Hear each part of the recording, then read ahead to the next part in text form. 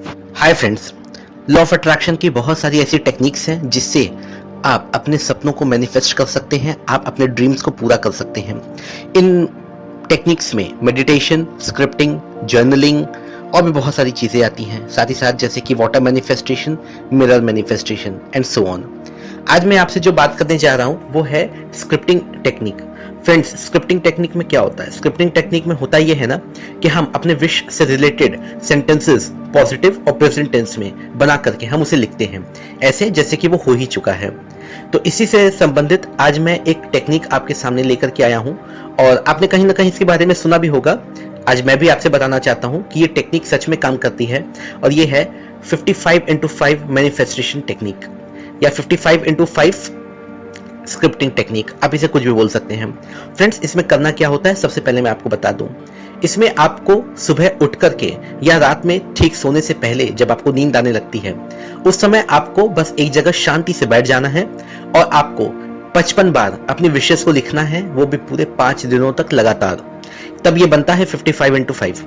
Friends, इसके पीछे का जो लॉजिक है वो मैं आपको बता दूं कि जब हम सो के उठने के बाद या बिल्कुल सोने से पहले जब हम इस तरह की कोई भी स्क्रिप्टिंग टेक्निक करते हैं, जब हम किसी चीज को लिखते हैं ना, तो हमारा जो सबकॉन्शियस माइंड है उसको बहुत ही आसानी से एक्सेप्ट कर लेता है, स्वीकार कर लेता है।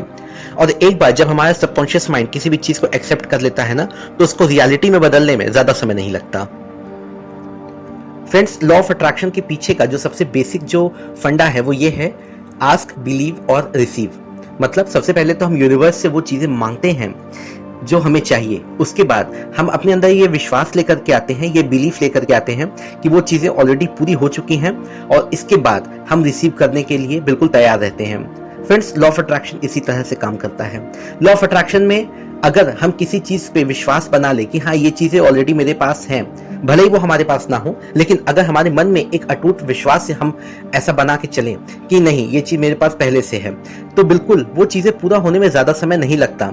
लेकिन हाँ, इससे पहले यूनिवर्स हमें टेस्ट तो करता ही है, जैसा कि मैंने आपको बहुत सारी वीडियोस में बताया है।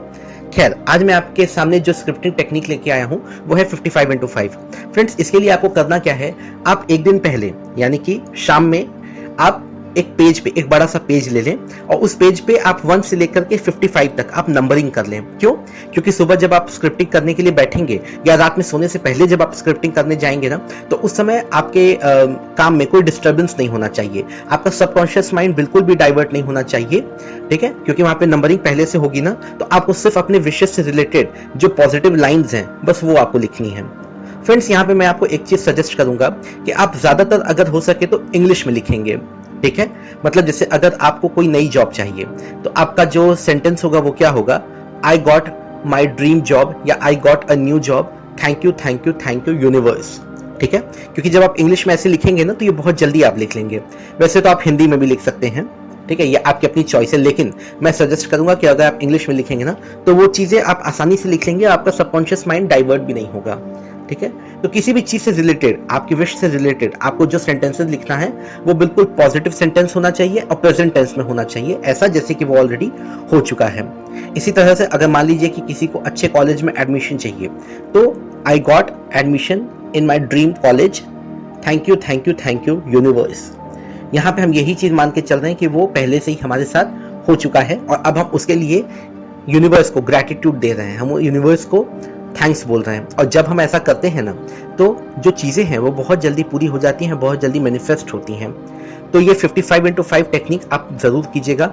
इसको करते समय आप एक काम और कर सकते हैं, आप अपने सामने कांच के गिलास में एक पानी रख सकते हैं, ठीक है? एक कांच के गिलास में आप पानी रखिए। क्यों? क्योंकि जब आप इस चीजों को लिखेंगे ना तो आप 55 बार इसको बोलिएगा भी, मतलब हम जितनी बार सेंटेंस लिखेंगे उतनी बार उसे बोलते जाएंगे। इससे क्या होगा, एक तो हम लिख रहे हैं उससे भी हमारा सबकॉन्शियस माइंड इसे एक्सेप्ट करेगा, दूसरा हम जब इसे बोल रहे हैं तो वो एक अफर्मेशन के रूप में काम करेगा, और तीसरा हमने जो कांच के गिलास में अपने पानी रखा है सामने ना, वो क्या है, वो वाटर मैनिफेस्टेशन का काम करेगा।